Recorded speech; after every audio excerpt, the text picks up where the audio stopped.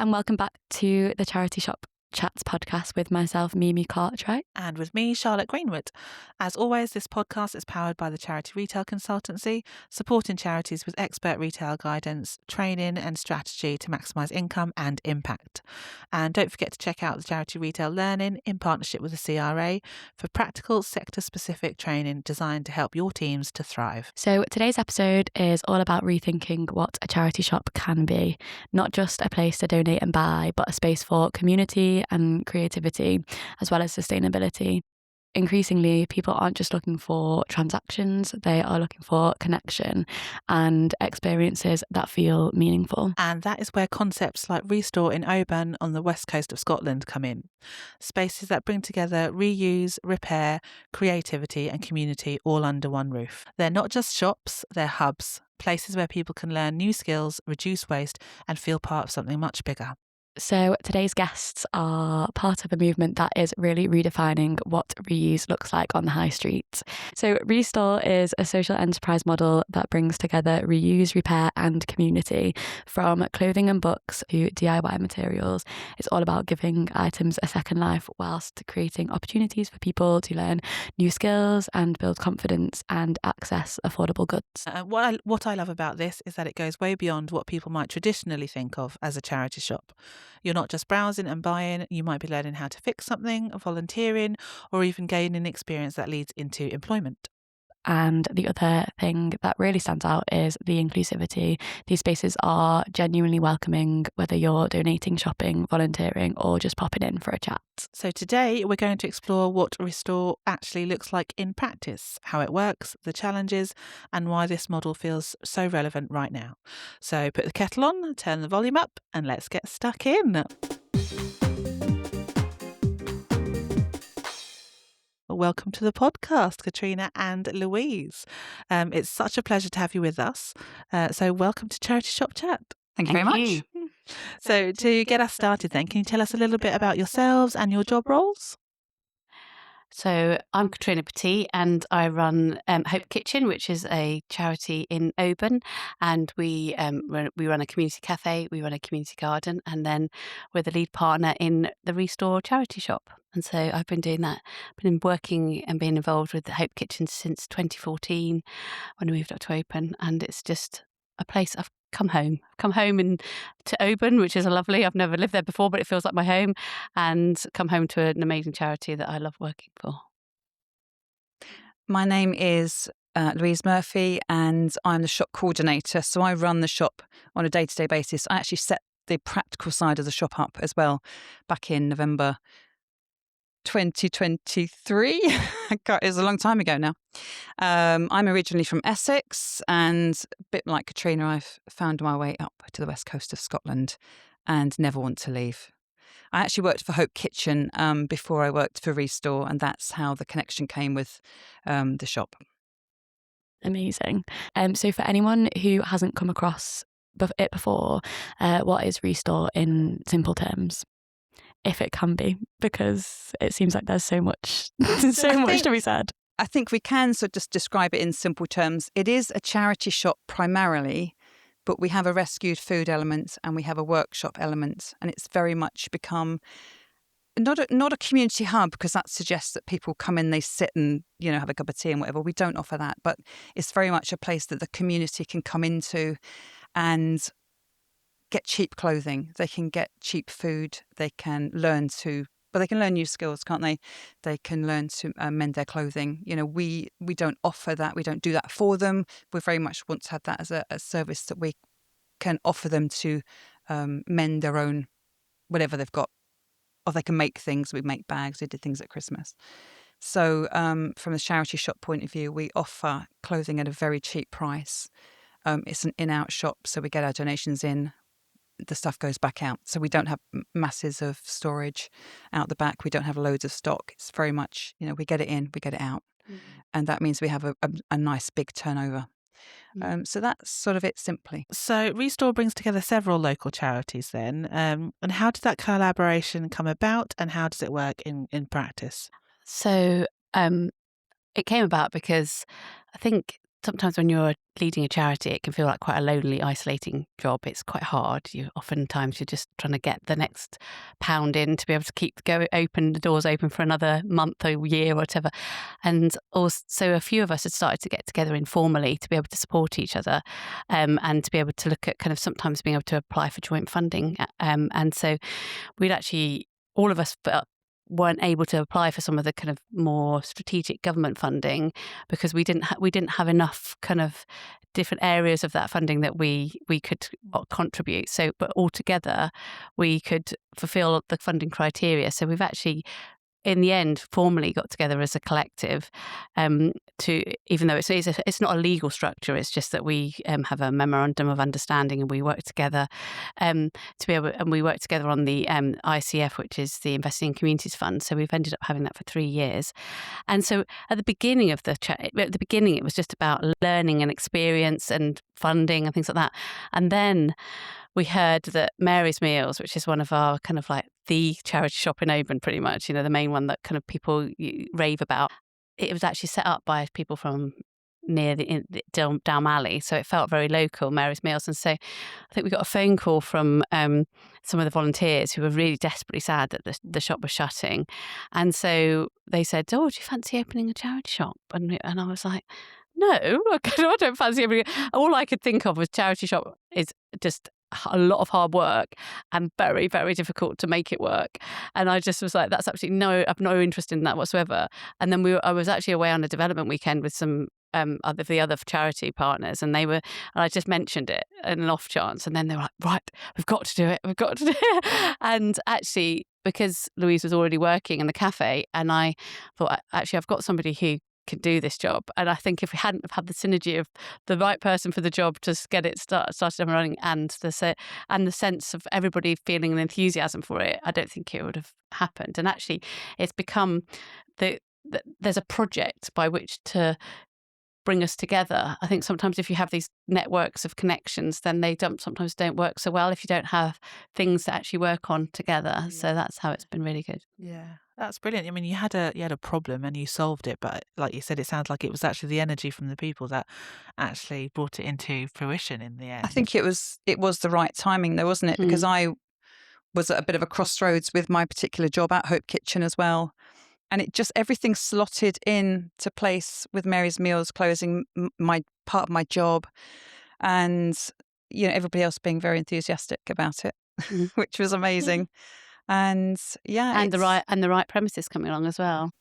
Another property came up in the High Street, in George Street, which actually is a much better location, and it's a much bigger shop, and it's all under one roof. So we haven't got the two shops. So actually, it worked out really well in the end, and we ended up getting a prime location, really, didn't we? People can stop outside and give us their donations. It's a much more flexible space. Yeah.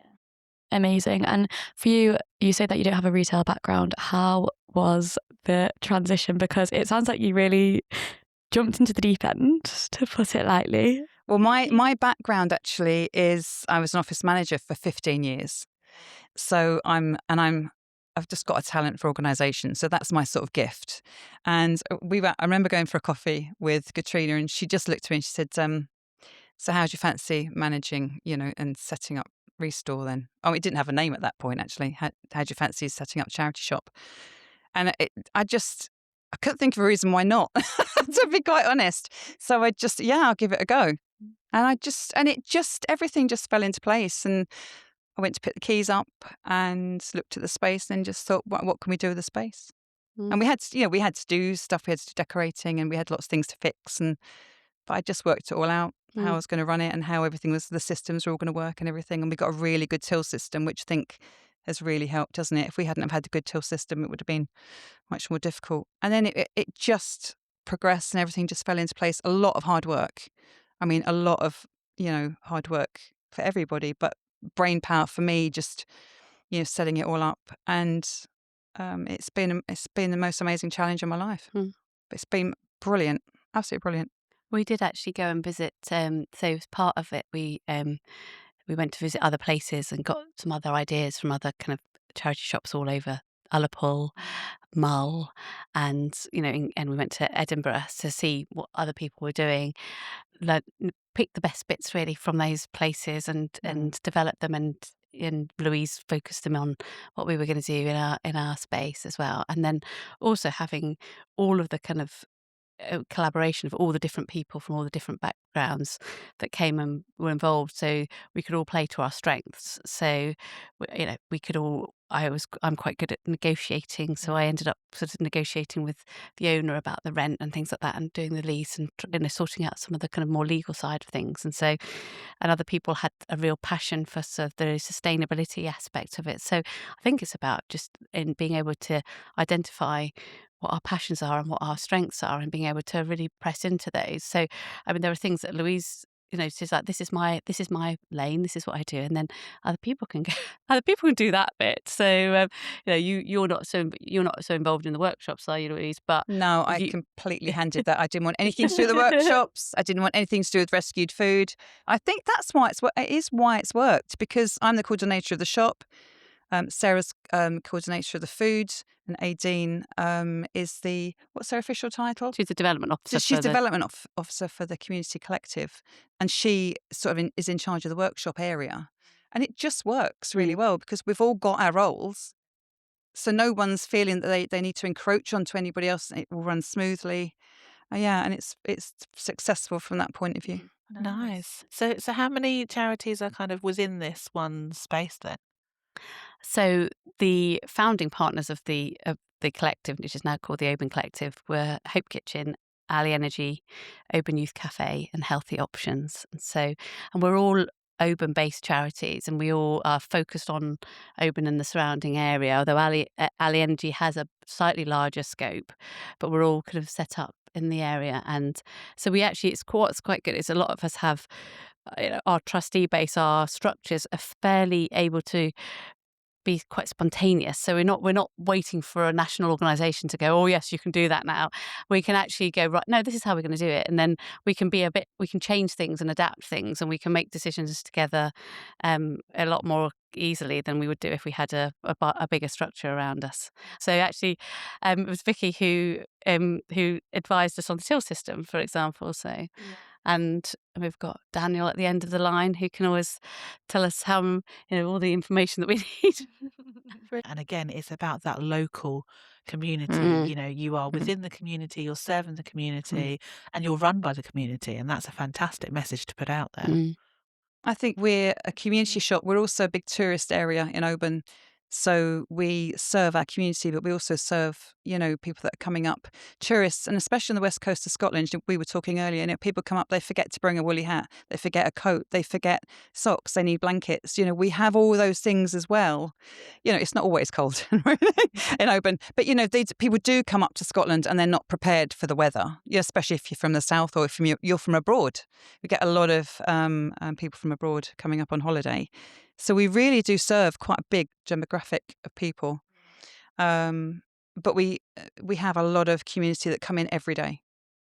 They donate, they buy, they donate, they buy, or they might just buy and they never donate. But people that donate, they know that when they give a donation in, that the money is going back into the community, which is really important to them actually. And we get some fantastic stuff in. I think that one of the things that's quite good is that we're not in competition. Yeah. We collaborate, and so we're very much like, well, actually, the Oxfam are really looking for non-fiction books, and we'd really like you to donate to that. So we don't do really non-fiction books, and we encourage people to kind of go and check out the other charity shops. And sometimes, if, for example, on the rare occasions we're not accepting donations, we always say, "Oh, cancer research, I know are really looking for some more donations."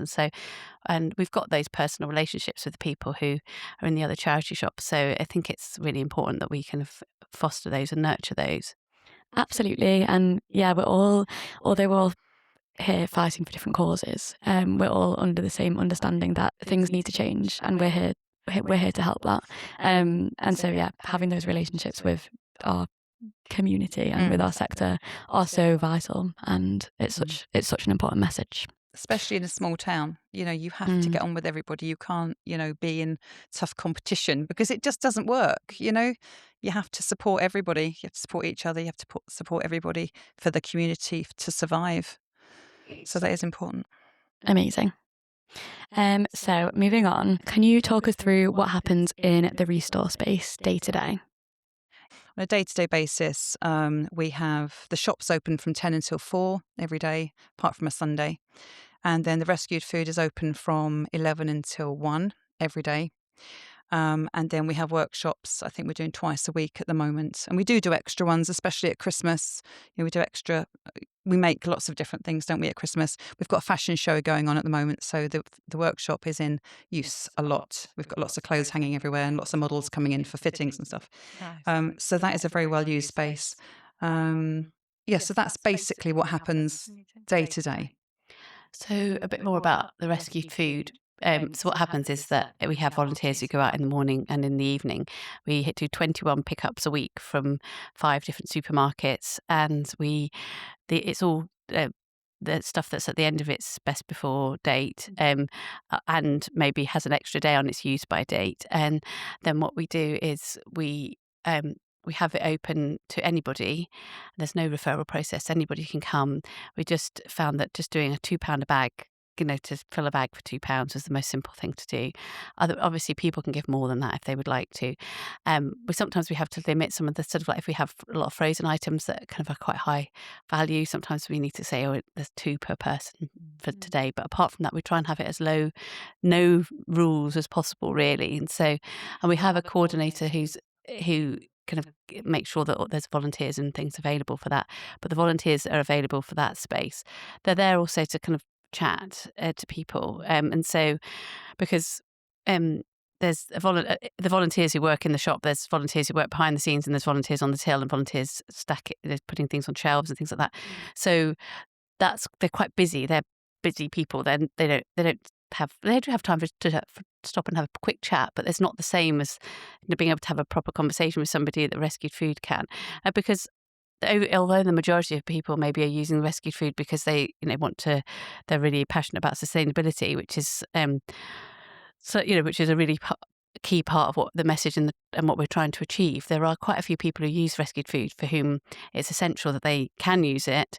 And actually, at the Hope Kitchen Cafe, we have a food bank, and so we've found that we've had a 58% reduction in our food bank use because of the fact that we attribute that predominantly because of the rescue food, because it means that people who maybe been struggling and having to come to the food bank, which is often quite a stigmatizing experience, can come to rescue food where it's a bit more of a celebration. People, are kind of every few weeks we put on, we've stocked 35 tons of food to date going into the landfill, and people can feel like that they're doing something positive for the community and for our environment, but also they're able to kind of get some really nice quality food. I mean, one couple said to us, we didn't really eat veg before we came here because it seemed like a nice thing to have, but it wasn't an essential because we couldn't afford it. Yeah. And so therefore, when they could come and just fill up with, and they've just ended up with a far more varied diet than they had before they were using the rescued food. So that's a fantastic concept. I mean, that's the thing, isn't it?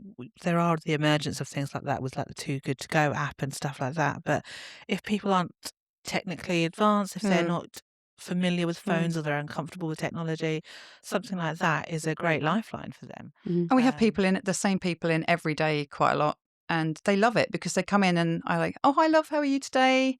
Yeah, I'm good. And we've had quite a lot of chats with people. As I said, it's a good place to come in and just have a chat as well. Yeah. And we can only allow 4 in at a time, so there's sometimes a little queue outside, so they wait to come in and they'll have a little chat with each other. And it's really brilliant. Oh, really lovely. Good. Well, they're waiting in so I was to wait outside. They're waiting in the shop. Sorry, outside the rescue food area in the shop. And that leads on quite nicely to our next question. So you have got things like repair workshops, food provision and retail all in one place. How do those elements kind of come together and how well do they complement each other? Just talk us through about that. Well, I think we've sort of answered that because they complement each other, because people are coming in to buy clothing, for example, but then they're going to the rescued food, or vice versa.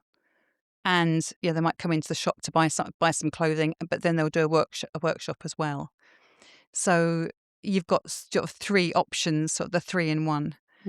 And people do buy stuff. Occasionally we get stuff in the shop that is a good quality item, but it might need mending. So we send that over to the workshop as well. So that really works well. I mean, on a Monday, for example, there's it's not a workshop, but there's a bit of a kind of group of people who just come together to crochet and knit, and so they're there at the same time as the rescue food is open. So there's just a bit of a hubbub of kind of people chatting and things like that. And I think as well for some of the volunteers, oftentimes people are volunteering because they may be isolated or they maybe had a life transition, and so actually coming and just feeling part of something and being able to really get to know people in the community is really lovely. And so giving people space enough to do that, and I think that's where you give people opportunities to feel like they can linger a little bit. I mean, we often get one of our workers who comes in and helps with rescue food. He's also works for Ali Energy, so he'll come in and give energy advice and things like that. So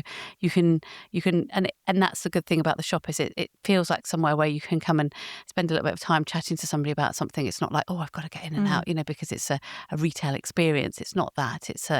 And so sort of one of the initiatives we've started is this thing called Fab Fridays or Super Saturdays. So the idea is that different charities and different organisations can come and have the takings for the day from the shop, and so therefore, but they come and they represent their charity, so that they can come and tell people about what they do and how to access what they're doing, because a lot of charities don't have a sort of shop front.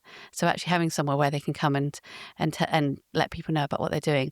And one of the other things we have a very big window, don't we? A very big window. a very useful window. So again, we obviously advertise things that are going on in the shop, but we also get involved in some of the cultural events that are going on, like the Clipper race. We'll put a kind of a window all about the yachts and things like that. We did win actually best window 2 years ago, didn't we? Yeah, when the Clipper race came. Yeah, our window was fab. But it means that local charities can have a window space as well to let people know what they're doing in the community. So. Yeah, that is amazing. It's so lovely. It's like a true definition of like a community hub, which unfortunately we can't have.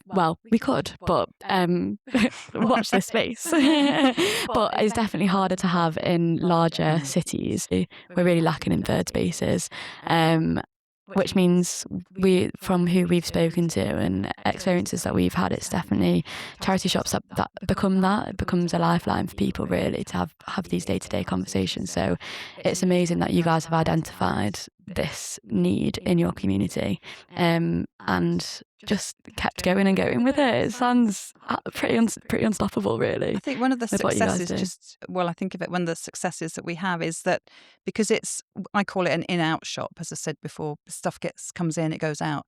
I think because I'm always refreshing the shelves, always refreshing the clothes, we get lots and lots of bric-a-brac in, we get pictures. People can come in every day and there's always something new in the shop. And I know I've been in charity shops, a local charity shop in the town that I used to live in, and you'd walk in, it'd be the same stuff on the shelves and it would all be a bit stale. And I think as we just keep it quite vibrant and keep everything just sort of moving around, and I think that really helps, people feeling that they can come in every day if they want to. And our prices are extremely good, which is very, very enticing. I'm sure. And yeah, having that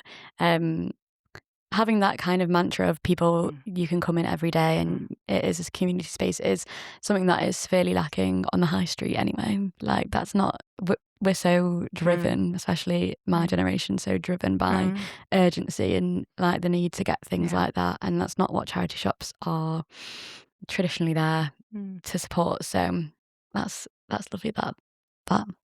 So you don't just operate within a shop, you're also doing outreach like fashion shows and community events. How important is that in building your audience, and would you like to talk more on what you've done and how you've achieved it? Yeah, so Aideen is the development officer and she's a bit of the driver for these. So I think, again, it's one of those things where you have to have Louise and Sarah are involved in the kind of day-to-day running of the shop, and I think, and then get involved in doing making it happen, don't you? Mm-hmm. But and Aidine's got more the vision of doing these big events and things like that. So I I think haven't got time to do that. no. And I think so. I think what's ended up happening is that actually having things like the fashion show, where we had different runways with showcasing all the different types of clothes you get in the shop. We had showstoppers where some of the clothes, like the wedding dresses, were turned into fabulous, by local artists, fabulous creative works of art, and one of our local artists turned a beautiful suit into it was all Oban and Soraba all over the suit, one of the areas of Oban, and he drew it all on the suit. Amazing. And it was just an amazing night, and everybody was just like, people were like, we missed it if we didn't go, because it was a really big social event. And I think that's the thing, it's making the whole idea of sustainability fun and also quality. It's not about things that are just like you only go in there because you can't afford to go to other shops. But also, one of the things we did was a thing called the Relove Hub.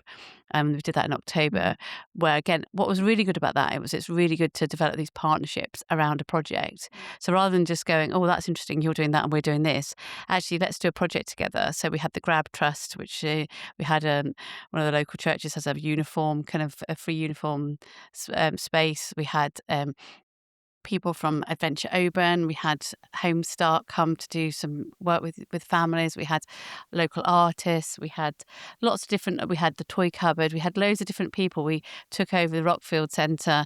We did a whole kind of we did fun workshops, upcycling workshops. We did things around, and we had different rooms of different ages of children, and then and it was about the idea of making it so if you're getting things secondhand, it doesn't need to be rubbish. It could be really good quality, and especially trying to find maybe pockets of the community that feel like they have to buy new to be able to, to feel like they're a good enough parent or something. Because there's lots of lies that are sort of sold to parents, I think, that where they feel like, and people can end up spending a lot of money they don't have and getting themselves into debt and things like that, and buying a lot of plastic tat that their children are going to grow out of in 3 months and not be interested in.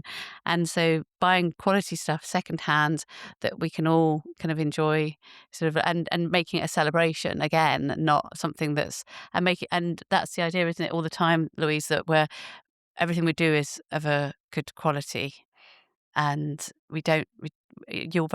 you curate the clothes and you create the things that you use very carefully. So we can definitely hear the pride and the passion that you have for this shop. And I think, Catriona, you made a good point. Just because you're talking about sustainability and inclusion, it doesn't have to be preachy. You can educate people whilst also entertaining them as well, and then they're more likely to come back and learn more and buy more and do more with you. So I think that's a really good point. You've secured strong local funding. You talked about kind of how you got together, and you're now able to kind of apply for more funding because you're stronger together. What do you think funders are responding to in this model?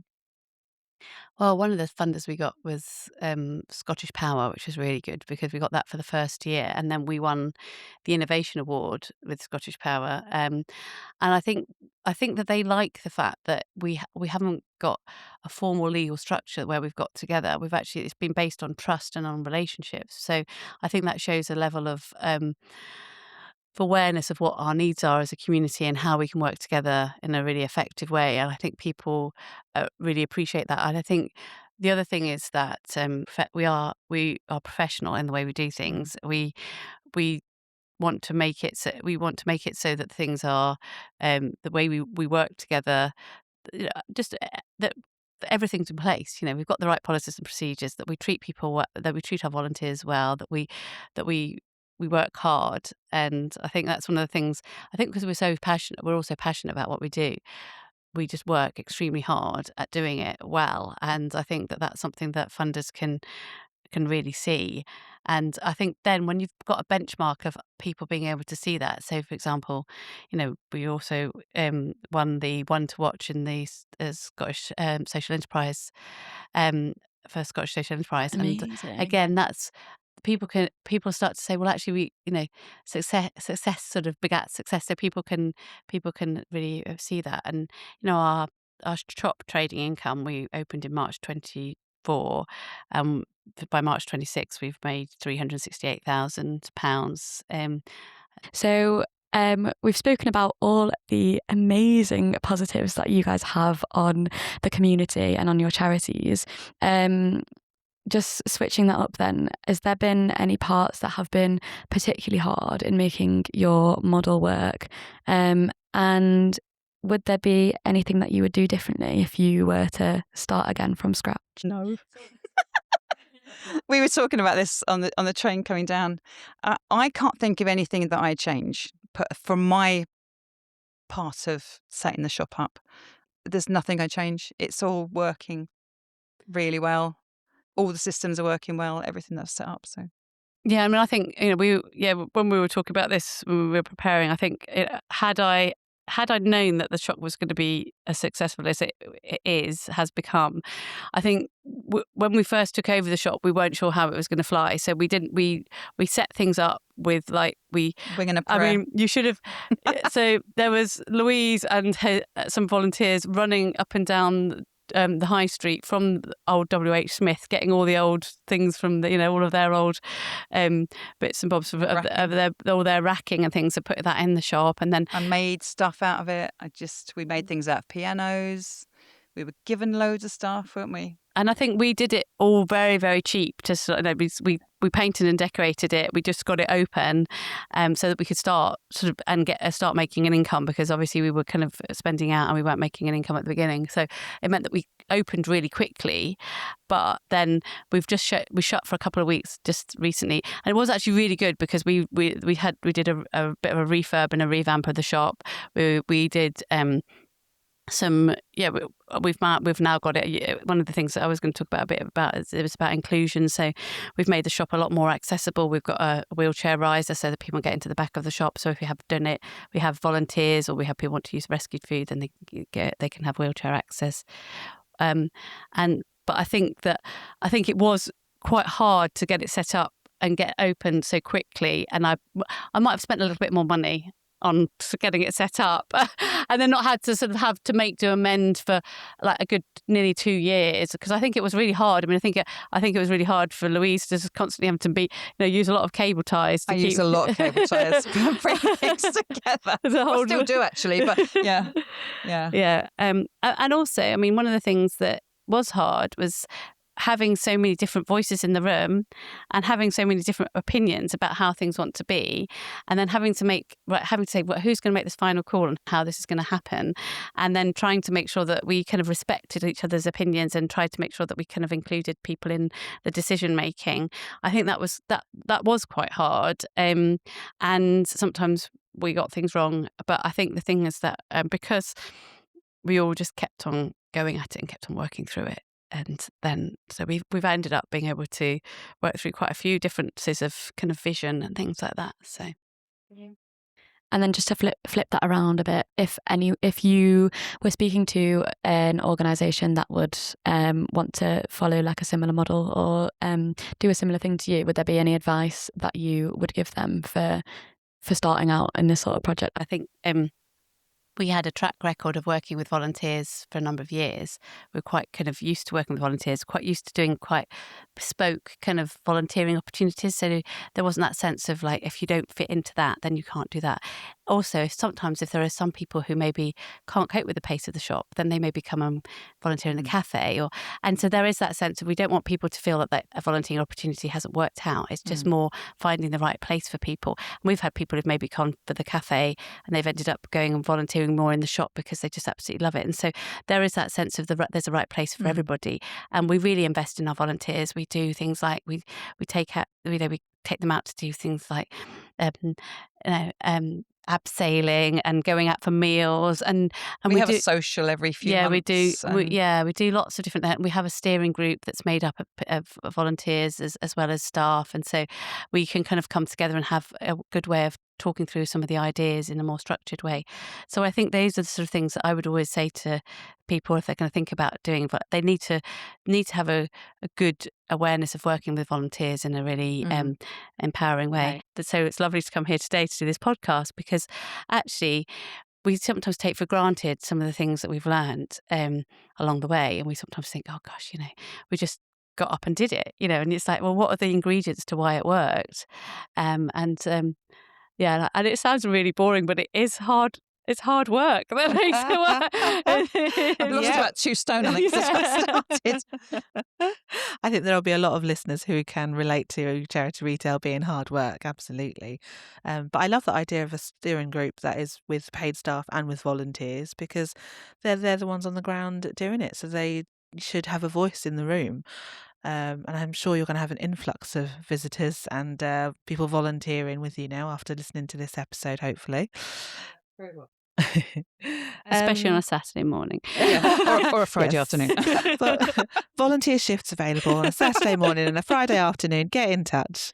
So what's next for Restore then? You've been really innovative. You've had a really great 2 years, kind of grown from concept to execution to now, really being a profitable enterprise. What's next for the future? I think Louise said she'd quite like to get her life back a little bit, didn't you? You said. I mean, for me, because I've invested so much energy into the shop, which I have loved. I mean, it has been a labour of love, but it's been such a fantastic project that it's been my privilege actually to get it set up and get it running. But I personally would just like to have a few months just to work in the shop and just chill a little bit, because there's always been something, oh, should we do this? Should we do that? We need to do this. We need to do that. It would be nice just to have a little bit, because as I said, we're doing a fashion show this Thursday, which is a lot of work. Get that over and done with. Get all the clothes back in the shop and sorted out. And then we'll think about what to do for the future, because there's definitely things we can do. But I think we just need a little bit of breathing space. It's been a manic 2 years, and there's nothing wrong with just stepping back for a minute and just looking at what you're doing. And we've got a busy season coming up, because tourist season started, so the shop's going to be very busy with people, which is a delight, because everybody that comes in just loves it, and people just love coming in. They love the prices, they love the feeling of the shop. It's very friendly, and they can get value for money, which is the most important thing. I think one of the things that we've been thinking about are so we've got our kind of founding partners, which are the kind of people that I mentioned earlier, but then we've had some really good relationships develop over the years through the shop being developed, and so we'd really like to be able to work on some of those kind of relationships really, and just being able to offer maybe some more of the outreach activities that will be able to support the local community, but also being able to offer the space, as I said earlier, to more charities to be able to kind of showcase what they do. So I mean, we've got the structures in place now, so all these things can kind of come on top, and again, as I said, it'd be really good to be able to share our learning with other people, and to be able to kind of go out and maybe talk to other communities about what they could do. We've had a few months ago, we had some people up from Helensburgh who were looking to do something similar to us again. So it is about kind of wanting to share that, and so we're really. I had somebody in last week that I showed around, and they were so. Can't remember where they're from. I wish I could remember where they're from.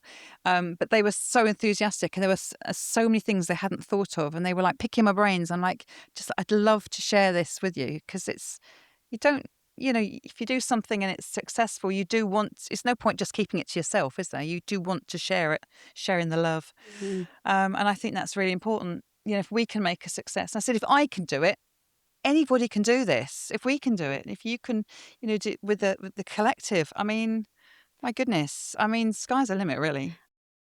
Amazing. Oh, that's a fantastic place to finish on, I think. So what's really stood out today with Restore has been what is possible when you think beyond the traditional retail model. It's about creating spaces that people want to spend time in, those third spaces that we don't just want, but we actually need as a community and as a society. So looking beyond selling products and more about creating a whole experience to be a part of, really. And there's definitely a real opportunity here for the charity sector. So from circular economy thinking to community-led spaces, it's a shift in how people want to engage. And the challenge is more about how we take these ideas and make them commercially viable as well as impactful. This is where the charity retail consultancy supports organisations helping charities explore new models, diversifying income and designing retail experiences that connect with modern audiences. From retail strategy and shop development to community-led concepts, we help charities turn ideas into practical, scalable solutions that drive both income and impact. So before we wrap up, we have one final question for you both, and it's a big one. We like to ask everyone who comes on the podcast to give a charity shop shout out. So this is just a way to celebrate our sector and celebrate the communities that we support. So is there a charity shop or space or initiative that you'd like to give some love to on the podcast?